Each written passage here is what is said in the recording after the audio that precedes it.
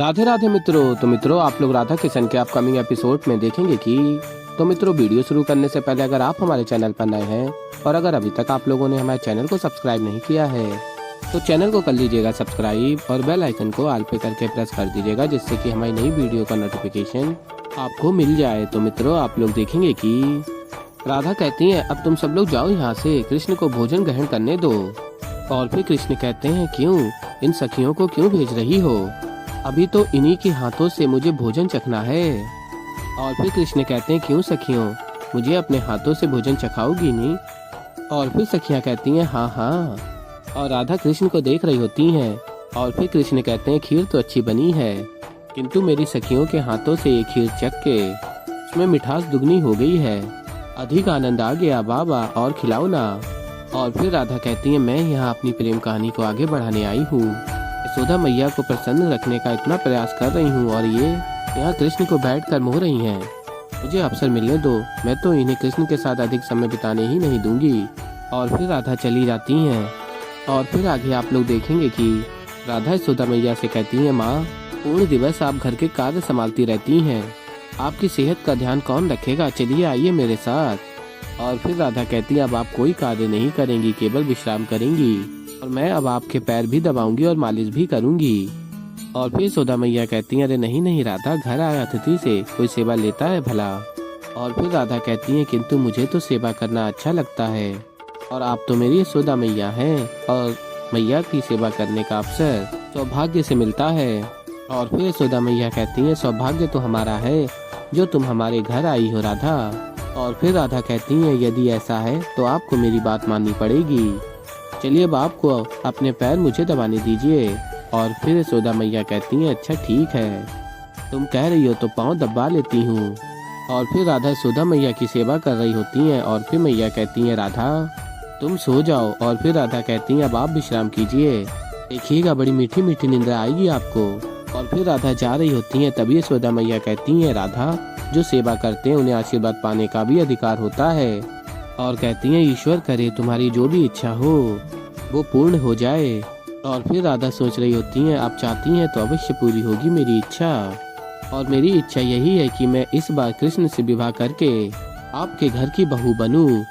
और फिर मित्रों, आप लोग आगे देखेंगे कि कंस का सेवक कहता है, सैनिकों से रुको, यहाँ इतनी उथल पुथल क्यों मची है?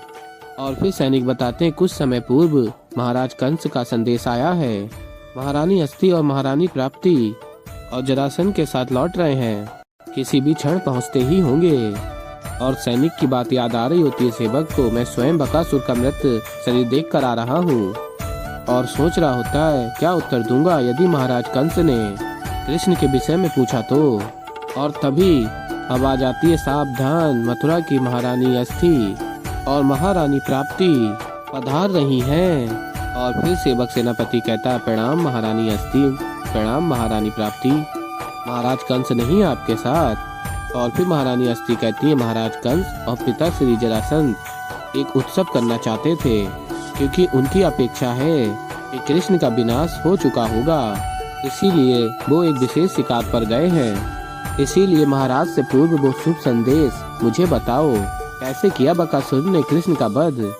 और फिर मित्रों, आप लोग आगे देखेंगे कि कृष्ण कहते हैं, अरे वाह, आज भला ये प्रकृति कितनी सुंदर लग रही है। और फिर राधा कहती है कृष्ण से, हाँ सुंदर लग रही है तो। और फिर कृष्ण कहते हैं, देखो यदि हम इस प्रकृति में भ्रमण करने चले तो कैसा लगेगा?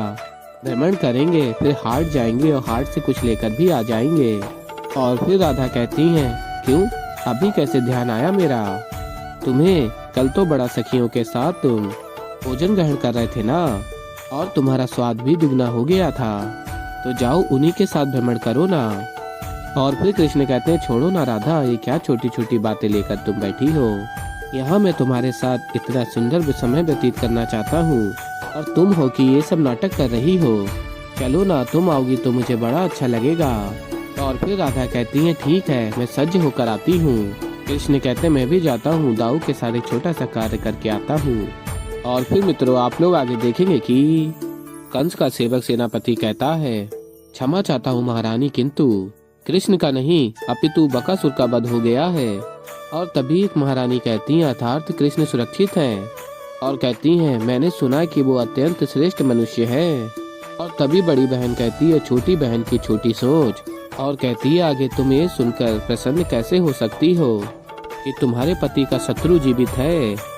और कहती है और तुमने महाराज को शीघ्र ही ये सूचित क्यों नहीं किया। और तभी सेनापति कहता महारानी मैं तो। और तभी महारानी कहती हैं रहने दो सबके सब व्यर्थ हो, मुझे ही शीघ्र जाकर महाराज कंस को ये अशुभ सूचना देनी होगी। और तभी दूसरी महारानी कहती हैं हमें ज्ञात ही नहीं कि वो शिकार पर कहाँ होंगे, वे शिकार करके आ जाने दो, आ जाएंगे तो उन्हें पता चल ही जाएगा। और फिर दूसरी महारानी कहती है नहीं, एक राजा को शीघ्र ही ऐसी बात का ज्ञान होना चाहिए जिससे कि वो अपना अगला आक्रमण सोच सके। और अब मैं यहाँ नहीं रुक सकती, मैं वापस जा रही हूँ। और तभी सेनापति कहता रुकिए महारानी, मैं आपको वचन देता हूँ मैं स्वयं जाऊँगा महाराज कंस के पास ये संदेश लेकर। कृपया आप मत जाएं, आप इतने वर्षों के पश्चात मैके से वापस आई हैं, यदि आप गईं तो महाराज कंस बहुत क्रोधित होंगे। और फिर महारानी कहती हैं मुझे पराजित राजाओं से कोई मोह नहीं, कंस को विजय होना ही होगा कृष्ण से, इसीलिए जाओ और शीघ्र ही सूचित करो। और फिर मित्रों आप लोग आगे देखेंगे कि राधा श्रृंगार कर रही होती हैं और कहती हैं अब मैं और कृष्ण भ्रमण पर जाएंगे, कोई भी हमें आकुल नहीं करेगा। और तभी सखियां कृष्ण की आवाज लगा रही होती हैं। और तभी राधा कहती हैं ये सखियां कृष्ण को क्यों पुकार रही हैं। और तभी राधा आती हैं और कहती हैं रुको, क्या हुआ, आज सुबह सुबह इतना श्रृंगार करके इतनी सज्ज होकर कहाँ चल पड़ी। और फिर सखियां कहती हैं हम सब कृष्ण के साथ भ्रमण पर जा रहे हैं। और फिर राधा कहती हैं अच्छा, और कहती हैं अच्छा इस भ्रमण के विषय में कृष्ण ने तुम सबको कब बताया। और फिर सखियां बताती हैं कल रात्रि में ही कृष्ण ने हम सबको बता दिया था कि आज प्रकृति बहुत अच्छी होगी तो भ्रमण पर चलेंगे, इसलिए उसने बोला कि तैयार होकर आना। और हाँ इसीलिए हम प्रातः होते ही तैयार होने में लग गए और यहाँ समय से पहुँच गए। और तभी राधा सोच रही होती है इन सबको पहले ही बता दिया और मुझे अभी बताया। और बताती हैं सखियाँ कृष्ण ने ये भी बताया कि आज जो सखियों में सबसे सुंदर दिखेगी उसका तो हाथ पकड़कर चलेगा भ्रमण के समय। और सखियां कहती हैं हाँ हम सब अत्यंत उत्सुक हैं ये जानने के लिए कौन कृष्ण का हाथ थामेगा।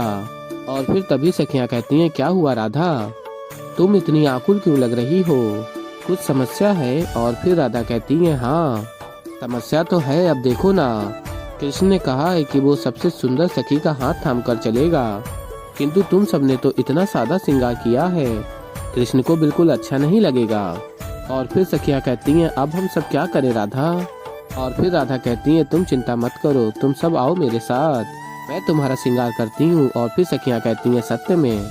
और फिर राधा कहती हैं अब तुम सबका मन है कृष्ण का हाथ थाम कर भ्रमण करने का, तो मेरा भी तो कुछ उत्तरदायित्व बनता है कि तुम सबकी सहायता कर दूं, बहुत अच्छे से श्रृंगार करूंगी तुम्हारा। और फिर सखियां कहती हैं धन्यवाद राधा। और फिर राधा कहती हैं अब देखना कृष्ण सबसे सुंदर सखी का हाथ थाम कर जाना तुम भ्रमण पे। और फिर मित्रों आप लोग आगे देखेंगे कि कंस का सेवक सेनापति महाराज कंस को ढूंढ रहा होता है। और तभी कहता महाराज कंस मेरी मृत्यु का समय आ गया है। और तभी सैनिक होते हैं और कहते हैं क्षमा करना सेनापति, हमें लगा कोई अवंचित भ्रमण कर रहा है, पर आप यहाँ कैसे। और फिर सेनापति कहते हैं महाराज कंस से मिलना है, कहाँ है वो। और फिर सैनिक बताते हैं महाराज कंस तो अपने ससुर सम्राट जरासंध के साथ वन में आखेट पर गए हैं, उन्होंने हमें यहीं शिविर लगाकर रुकने का आदेश दिया है, हम यहाँ उन्हीं के लौटने की प्रतीक्षा कर रहे हैं। और फिर सेनापति कहते हैं ठीक है तो मुझे शिविर तक ले चलो, तुम लोगों के साथ वहीं बैठकर महाराज की प्रतीक्षा करूँगा, आशा करता हूँ कि महाराज कंस का आखेट के बाद मन प्रसन्न हो, नहीं तो कृष्ण के जीवित होने का समाचार मिलने पर मेरे लिए मृत्यु का कारण बन जाएगा। और फिर मित्रों आप लोग आगे देखेंगे कि कृष्ण बलराम दाऊ के समक्ष जाते हैं और बलराम दाऊ कसरत कर रहे होते हैं। और ये देखकर कृष्ण कहते हैं क्या बात है दाऊ, प्रतिदिन प्रातः उठ के व्यायाम करना, वाह वाह। तो ऐसे ही मित्रों आगे और भी बहुत कुछ देखेंगे। तो अभी के लिए इस वीडियो में इतना ही। तो मित्रों अगर आप लोगों को हमारी वीडियो पसंद आई हो तो वीडियो को कर दीजिएगा लाइक और अगर अभी तक आप लोगों ने हमारे चैनल को सब्सक्राइब नहीं किया है तो चैनल को कर लीजिएगा सब्सक्राइब। और मैं मिलता हूँ जल्दी आप लोगों को एक नई वीडियो के साथ। तब तक के लिए राधे राधे।